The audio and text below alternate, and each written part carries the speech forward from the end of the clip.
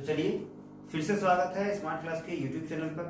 आज हम लोग नरेशन का पार्ट 2 समझेंगे। नरेशन का पार्ट 1 में हम लोग बताए थे कि किस तरह नरेशन को हम लोग बांट सकते हैं, किस तरह से हम लोगों ने नरेशन के दोनों पार्ट्स को जाना था, जिसमें डायरेक्ट और इनडायरेक्ट को कुछ नियम को फॉलो करके बनाया था। अच्छा, उसके साथ साथ आज हम लोग कुछ ऑप्शंस लेंगे, कुछ रूल्स पढ़ेंगे जिसके आधार पे नरेशन को बनाया जाता है।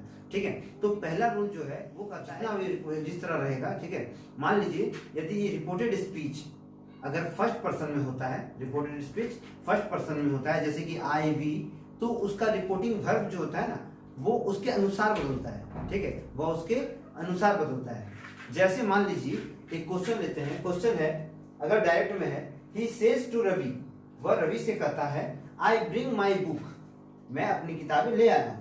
तो इसको अगर बदला जाता है इनडायरेक्ट में, तो उसको लिखा जाएगा he tells Ravi that he bring his book. मतलब क्या कि यदि रिपोर्टेड स्पीच अगर फर्स्ट पर्सन में होगा, यानी कि आई वी के रूप में होता है, तो रिपोर्टिंग वर्ब जो होता है उसी के अनुसार क्या होता है, बदलता है। जैसे हम लोग क्या देखें, जैसे है he says to Ravi I bring my book, तो इसका जब इनडायरेक्ट फॉर्म में बनता है तो उसको कैसे बनाया जाएगा, उसको बनाया जाएगा he tells Ravi that he brings his book.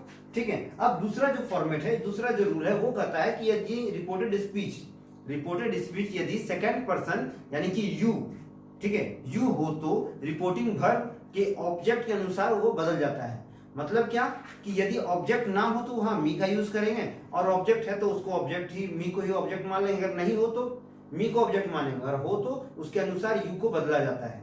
मतलब क्या, फिर से समझिए, यदि रिपोर्टेड स्पीच यदि जो होता है सेकंड पर्सन में होता है, यानी कि यू के फॉर्म में, तो रिपोर्टिंग वर्ब जो होता है ना वो ऑब्जेक्ट के अनुसार बदलता है। और अगर कोई ऑब्जेक्ट ना हो तो वहां किसका यूज करेंगे हम लोग, मी का। किसका यूज करेंगे, मी का। जैसे इसका फॉर्म है Ram says to me, Ram ने मुझसे कहा यू ब्रिंग योर कार। ठीक है, अब इसका जब हम लोग इनडायरेक्ट बनाते हैं तो वो कैसे होता है, वो होता है Ram tells me that I bring my car. तो यहां गौर करिएगा, यू जो है वो किसके लिए चेंज हुआ।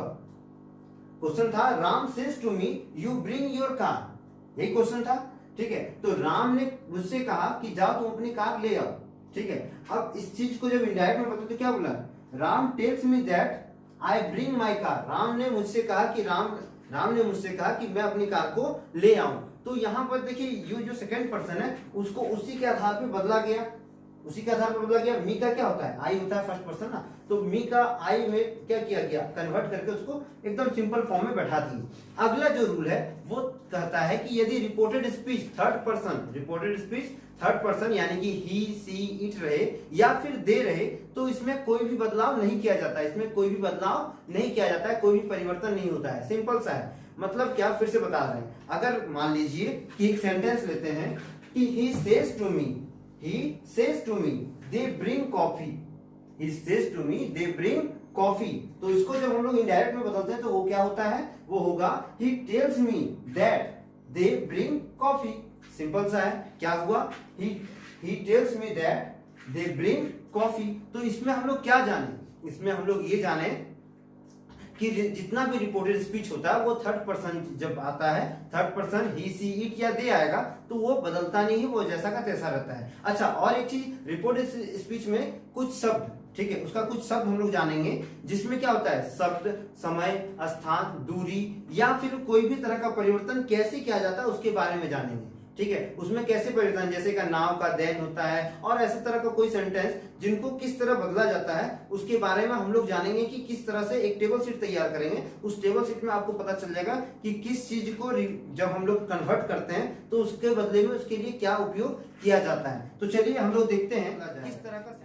तो देखिए हम लोग आज कुछ नियम को फॉलो करते हैं जिसके आधार पे क्या करना है, हम लोग को सेंटेंस में परिवर्तन करना है। मतलब क्या कि जब ये वाक्य सब आपके साथ रहेंगे, जब आप डायरेक्ट इनडायरेक्ट बनाएंगे, नरेशन को सॉल्व करेंगे, तो इस तरह के वाक्य आपको बहुत सारे मिलेंगे। जिसको किस तरह चेंज करना है, उसका जब डायरेक्ट से इनडायरेक्ट में परिवर्तन होगा तो किस तरह से हम लोग को उसको बनाना है उसके बारे में हम लोग को आज सीखना है। तो कुछ लिस्ट हम तैयार किए जिसके आधार पे आप ये कह सकते हैं कि डायरेक्ट और इनडायरेक्ट में किस तरह चेंज किया जाता है।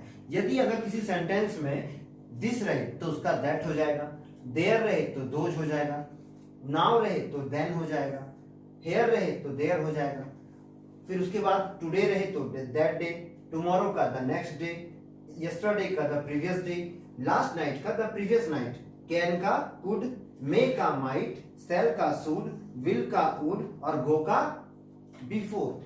तो इस तरह से हम लोग क्या करेंगे, इस तरह से हम लोग सेंटेंस में कन्वर्ट करेंगे, कुछ वर्ड्स को चेंज करेंगे जब डायरेक्ट से इनडायरेक्ट को बनाया जाता है। अच्छा, इसमें एक और रूल्स होता है, रूल्स के अनुसार ये बोला जाता है कि यदि रिपोर्टिंग वर्ब, ठीक है, रिपोर्टिंग वर्ब पास्ट टेंस में हो तो रिपोर्टेड स्पीच के जो टेंस होते हैं उसमें कुछ बदलाव होते हैं। जैसे अगर सिंपल पास्ट, सिंपल प्रेजेंट होता है तो वो सिंपल पास्ट में बदल जाता है, ठीक है। अगर सिंपल प्रेजेंट होता है तो वो किस में बदल जाता है, सिंपल पास्ट में।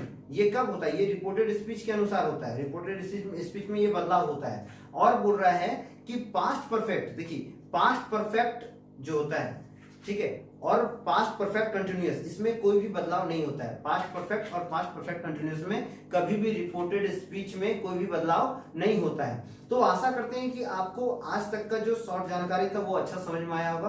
तो चैनल को आगे फॉरवर्ड करिए, सब्सक्राइब करिए, शेयर करिए और ज्यादा से ज्यादा लाइक करिए। लाइक आप लोग नहीं करते हैं, प्लीज लाइक करिए। लाइक करके जितना हो सके हमें और अधिक आप हमारा प्रोत्साहन, हमें प्रोत्साहन बढ़ाएं और चैनल को और अधिक ग्रो करने में हेल्प करें। तब तक के लिए वंदे मातरम, भारत माता की जय।